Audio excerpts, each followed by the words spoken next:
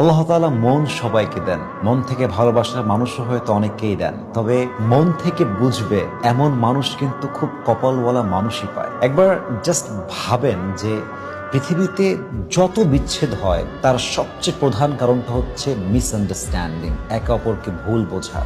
আসলে তোমাকে ভালোবাসি, তোমাকে ভালোবাসি, তোমাকে ভালোবাসি, মুখে বলা তো মানুষ বস্তা ভরা পৃথিবীতে পাওয়া যাবে, কিন্তু মন থেকে আপনাকে বুঝবে, আপনার ইমোশন বুঝবে, আপনার ফিলিংস বুঝবে, আপনাকে ভ্যালু দিবে, আপনার সুখে দুঃখে কষ্টে অলওয়েজ আপনার হাতটা ধরে বলবে আই এম উইথ ইউ, যা হয়ে যাক I will be there for you, আমি তোমার সাথে আছি, আমি অনেস্ট, আমি লয়াল, আমি তোমাকে কখনো ছাড়বো না।